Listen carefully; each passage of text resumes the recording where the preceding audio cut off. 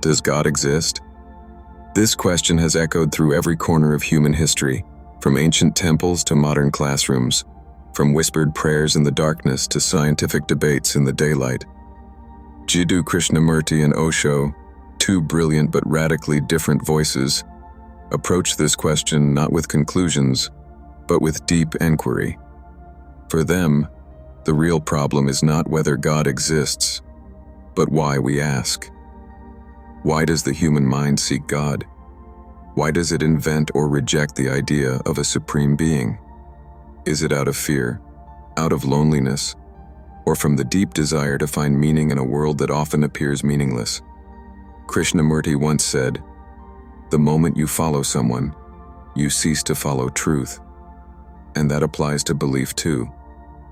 The moment we believe blindly in a God, we stop seeking the truth for ourselves. He was not interested in the God of scriptures, but in the stillness that arises when all psychological noise is gone. Osho, on the other hand, danced with the idea of God like a poet. He didn't deny God, but said that the God most people believe in does not exist. Your God, Osho said, is your fear. Your God is your protection. Your God is your father figure. It is a psychological projection. He echoed Sigmund Freud, who called God an exalted father figure. And indeed, when a child grows up with fear, with uncertainty, they naturally long for someone who knows everything, controls everything, protects them. And what is more perfect than an all-knowing, all-loving God? But is that God real? Or just a fantasy born from emotional insecurity? Krishnamurti challenged the idea of organized religion altogether.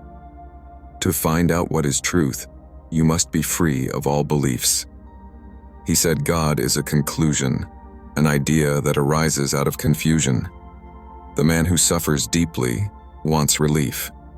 So he turns to something outside of himself, something eternal, something divine.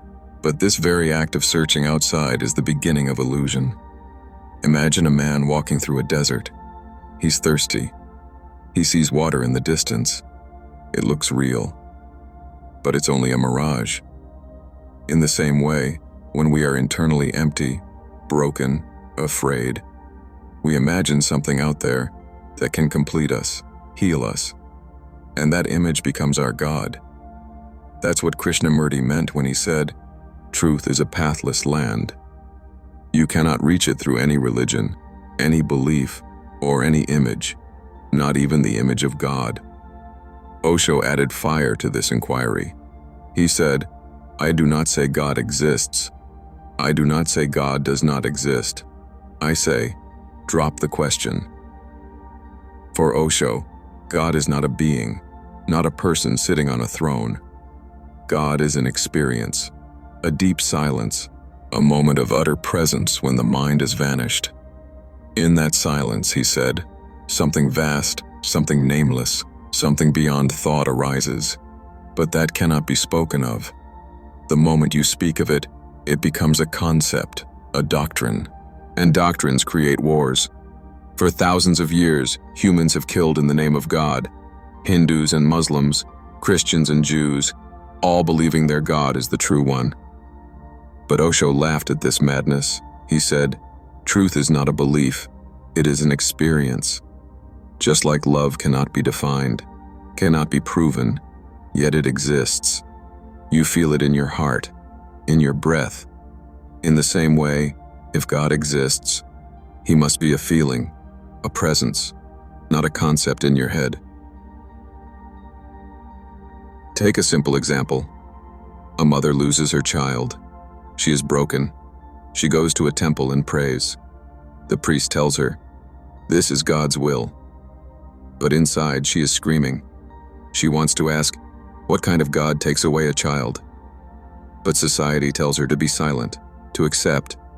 So she suppresses her anger, her grief, and slowly builds an image of a God who knows better. Is this God real, or a mechanism to escape pain? Both Krishnamurti and Osho would say, look into your own mind. Don't accept, don't deny, just watch. Why do you need a God? What are you trying to escape? This observation is the beginning of intelligence. Even Albert Einstein, a man of science, said, "I believe in Spinoza's God who reveals himself in the harmony of all that exists, not in a God who concerns himself with the fates and actions of human beings." He saw God not as a person, but as the mystery of the universe. But human beings don't find satisfaction in mystery. They want certainty. They want a God who answers prayers, who punishes evil and rewards good. This is a child's version of God. And most people, said Osho, have not grown beyond that. Krishnamurti pointed out something even deeper. He said the search for God is the search for security, and any search that begins in fear will end in illusion. Just like a man in a dark room who imagines a snake when it is only a rope, our fear distorts perception. So the question is not, does God exist, but can you see without fear?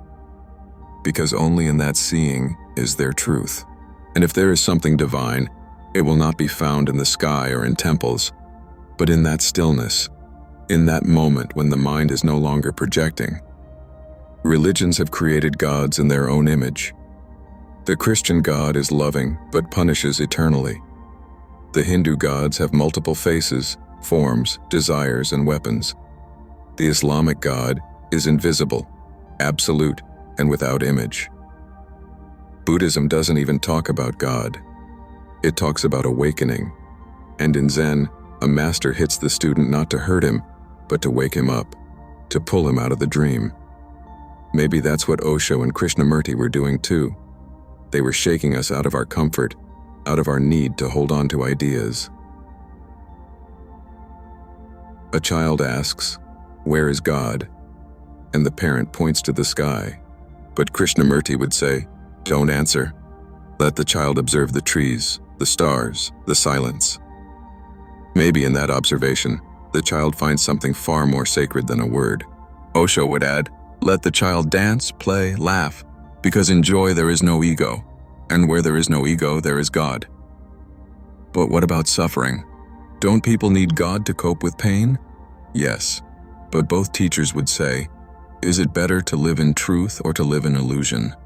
If God is real, he does not need your belief. And if he is not real, your belief cannot make him so. So the only honest path is inquiry, not faith. Belief is lazy, inquiry is alive. Carl Jung once said, "I don't believe in God, I know God." This paradox shows us something important. Maybe God is not an object to be believed in, but a state of consciousness to be entered. When you are silent, alert, and deeply present, when you are neither desiring nor fearing, there is a sense of vastness. Some call it God, some call it emptiness. But that naming is not important. The experience is. Look at the stars on a quiet night. Do you feel something beyond words? That is not a thought. That is not a belief. That is the unknown touching your heart. That is the moment Krishnamurti spoke of, the moment when thought ends and something else begins. Osho would call it divine. Krishnamurti might not name it at all, but both point to the same door. So, does God exist? The honest answer is, we don't know. And maybe that is sacred. Maybe the real divinity is in not knowing, in living with mystery, with openness, with wonder. When you look at a flower without naming it, when you see a human being without judgment, when you sit in silence without craving, you are touching the eternal. Not a God in heaven, but a truth within. Osho said, "God is not a person. God is your ultimate flowering." And Krishnamurti said, "When the mind is free of all conditioning, the unknown comes into being." That unknown might be what saints call God, what mystics call presence, what lovers call union. But the word doesn't matter. What matters is whether you are truly alive, awake, and unafraid. So maybe we should not ask, does God exist? But rather, can I live in such a way that I don't need the idea of God? Can I face life, death, love, and sorrow without clinging to any image? If I can, then perhaps I will find something far more real than any God ever imagined. Not in the sky, not in the scriptures, but in the silence between two thoughts, in the stillness of a quiet mind, in the sacredness of now. And that perhaps is where God truly lives.